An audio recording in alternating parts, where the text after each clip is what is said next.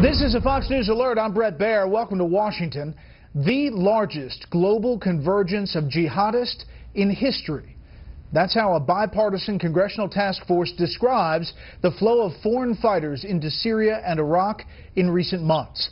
The 8-member task force of Republicans and Democrats determined the U.S. is losing the battle to stop Americans from traveling overseas to join ISIS.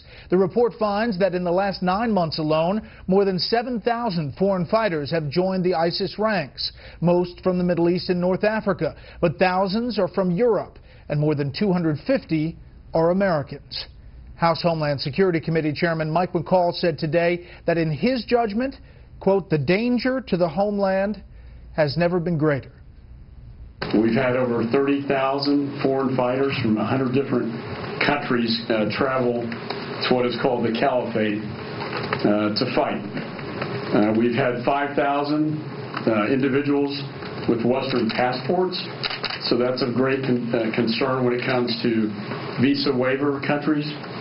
We've had over 250 Americans travel from the United States to the region, many of whom have returned to the United States.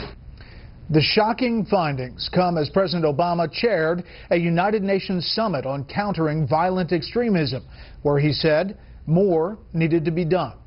The president, meantime, is also trying to put a positive spin on his interactions with Russian leader Vladimir Putin.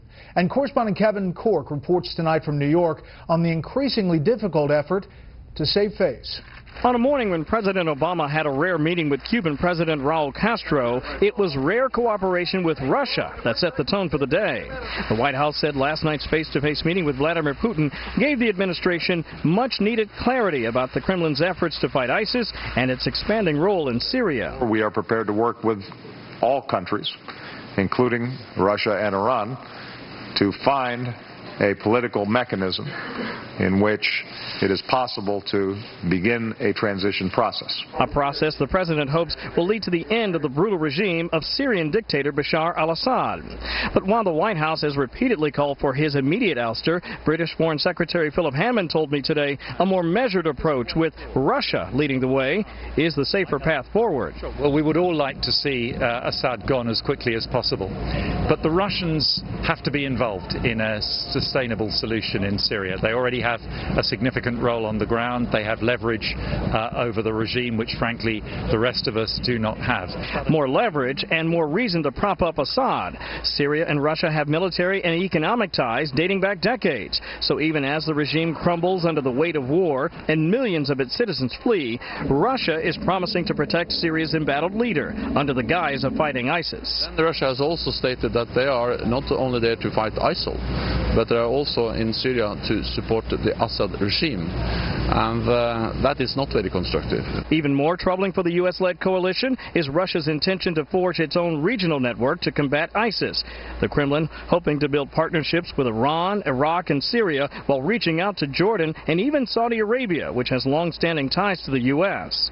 This, as the Wall Street Journal reports, the Russians also plan to fly reconnaissance missions over Iraq. And while some GOP lawmakers have said the administration's strategy in Syria opened the door for Russia, the criticism isn't limited to the opposition party. Former Obama cabinet member and Democratic presidential frontrunner Hillary Clinton says the Obama strategy has failed.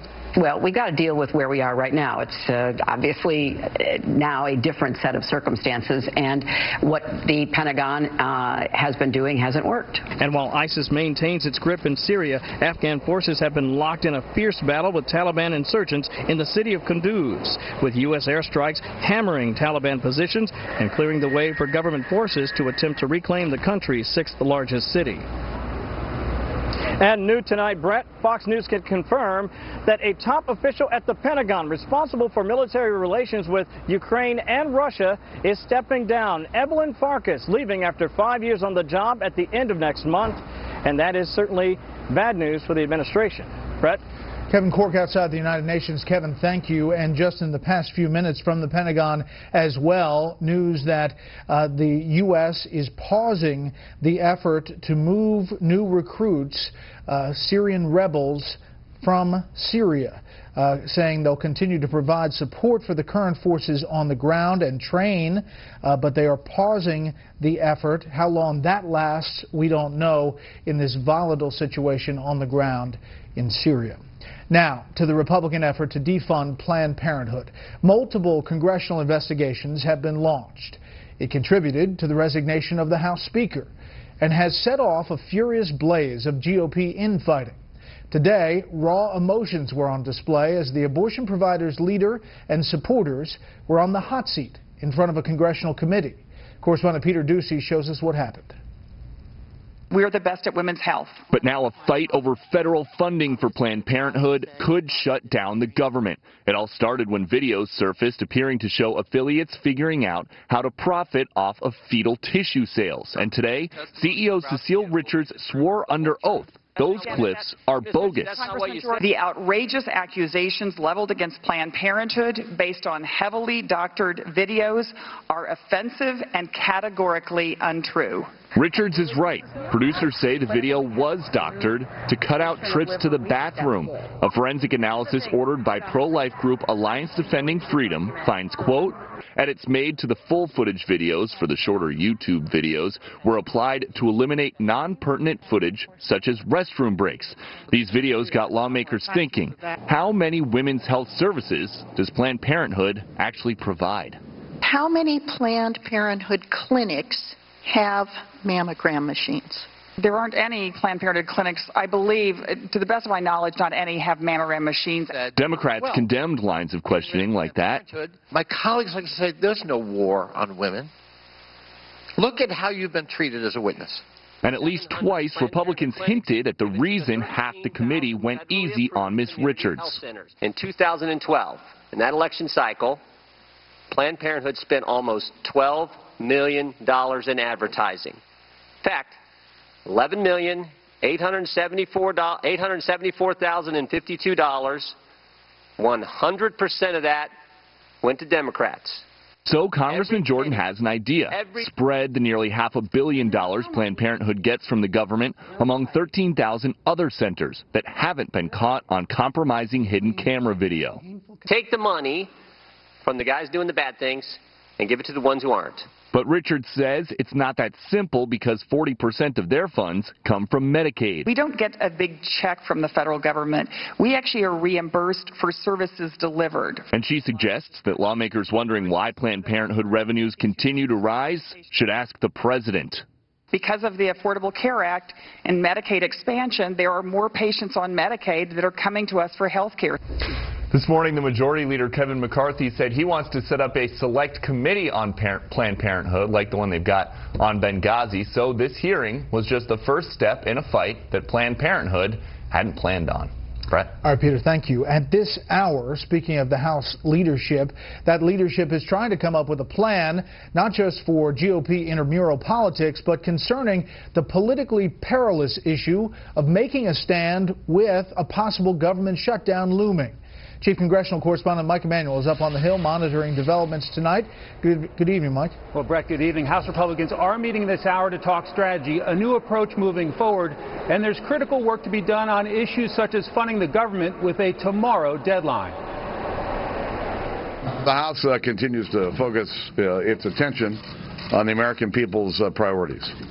And whether it's protecting life, whether it's dealing with the problems of Obamacare or keeping the government open, we're here to do the people's work. Several days after stunning the House Republican conference by announcing his resignation, Speaker John Boehner shifted his focus to what he'd like to accomplish in his final month on the job.